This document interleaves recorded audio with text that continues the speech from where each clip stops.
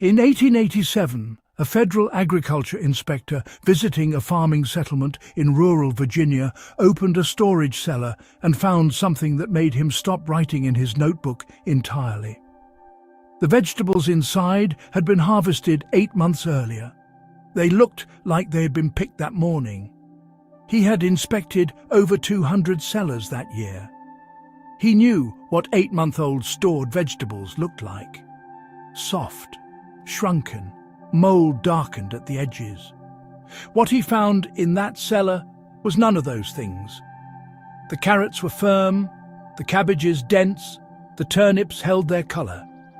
Here is the detail that explains nothing and yet changes everything.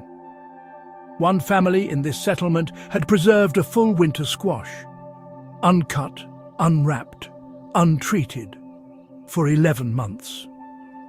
When the inspector pressed his thumb against the skin, it did not yield. He wrote in his private notes that it felt, in his exact words, as though it had been harvested yesterday morning. Not last week. Yesterday morning, 11 months later. That is the number you need to hold on to. 11 months. Because everything that follows depends on understanding how impossible that should have been. The families in this settlement were not unusual people. They were not scientists. They were not working from any manual the inspector had ever seen. They were farming families doing what farming families do in March, which is exactly what you may be thinking about doing right now. Planting, planning, deciding what to grow and how much to put away. They were thinking about the harvest before the seed was in the ground. That habit, that specific habit of thinking about storage before planting, is the first thing the inspector noticed. He wrote it down as though it were a curiosity. It was not a curiosity. It was the entire method. But here is what the inspector could not explain. The families in this settlement were not using salt. They were not using sugar. They were not using vinegar. They were not smoking the vegetables or drying them. What they were using was something the inspector had seen in every kitchen he had visited for 20 years and had never once questioned. He wrote one line about it in his private notes and nothing more. That line was found in a university archive in 2004. It said only this: "The method is embarrassingly simple, and I do not understand why no one teaches it." Think about that for a moment. A federal inspector, a man whose entire job was the documentation of agricultural practice, embarrassed by something already sitting in every kitchen in America. What he had found, and what took researchers in 2004 another 2 years to fully reconstruct, was controlled atmosphere storage managed entirely through the natural biology of the cellar itself. Not a technology, a condition. The settlers were not preserving their food. They were preserving the environment that surrounded their food. The distinction sounds minor. It is not minor at all, but that only explains the method. It does not explain why the same technique appeared independently in 3 separate states: Virginia, Pennsylvania, and a farming community in southern Ohio, with no known connection between the families using it. No shared publication, no common teacher, no correspondence. That part of the story points somewhere older, much older than 1887. Stop. Everything you have been told about food preservation assumes that the goal is to kill what is already growing in the food. That assumption is wrong. The settlers did not try to kill anything. They changed the conditions so completely that nothing could grow in the first place. That is not the same thing. And the difference between those two approaches is why one method required industrial chemicals and the other required nothing but what was already on the farm. The specific conditions they maintained were 3: consistent temperature, controlled humidity, and here is the part that sounds wrong until you think about it carefully. Elevated carbon dioxide. Not injected, not introduced from outside. Generated naturally by the stored food itself, managed by the geometry of the cellar and the precise way the produce was stacked. The stacking pattern was not arbitrary, it was specific.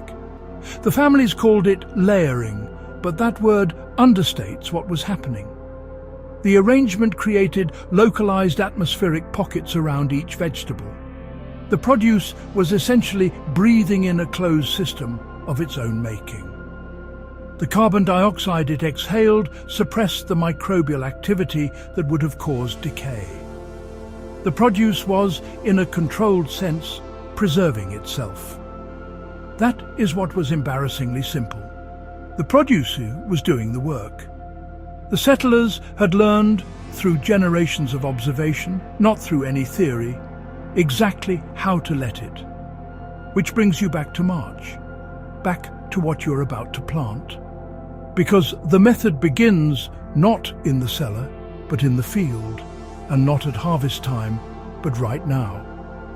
The varieties these settlers chose were not chosen for flavor or yield. They were chosen for skin density and cellular structure, two qualities that determine whether a vegetable can sustain the slow respiration required for this kind of storage. Most modern commercial varieties have been bred away from those qualities entirely. Shelf life was transferred to the supply chain. It was taken out of the vegetable itself.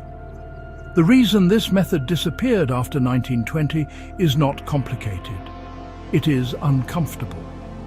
The expansion of commercial canning, refrigeration infrastructure, and chemical preservative industries between 1900 and 1930 created a market that required consumers to be dependent on purchase preservation solutions. A method that required nothing purchasable was not suppressed violently. It was simply never mentioned again. In agricultural extension programs, in home economics curricula, in every official channel through which farming knowledge moved, it was absent, not banned, just absent. And absence, maintained consistently enough, becomes erasure. The researchers who located the 2004 archive materials spent 3 years looking for any official documentation of the method in government agricultural records between 1890 and 1950. They found nothing. Not a dismissal, not a refutation, nothing. As though the inspector had never filed the report, as though the cellar in Virginia had never been opened. And now return to that detail planted at the beginning. The habit the inspector noted first, thinking about storage before the seed goes in the ground. The settlers who used this method did not select their storage varieties at harvest. They selected them in spring, in March. Looking at a seed and asking not what it would taste like in August, but what it would be capable of in February. That habit is the thing that was lost before anything else. Before the cellar geometry, before the stacking patterns, before any of the specific techniques. The first casualty was the question itself, the one you ask in March, standing at the edge of a garden that does not yet exist, thinking about a winter that is still 8 months away. The inspector visited most of the settlement families twice. His notes from those visits are largely consistent. One family, however, he documented separately, in a notation set apart from the main record with no explanation for why he treated them differently. Their results were beyond what the method, as he understood it, should have been able to produce. Vegetables stored not for 8 months, not for 11 months, for 14, still firm, still holding colour. He visited them a second time. He made notes about what he intended to ask. He mentioned a specific elderly woman in the household who he believed held the fuller version of the method, a version the other families did not have. His notes from that second visit do not exist. They were not destroyed. They were not lost in any documented fire or flood. They are simply absent from the archive, like the method itself. Like the question you were supposed to ask in March before you put anything in the ground. The record ends, but the cellar is still there.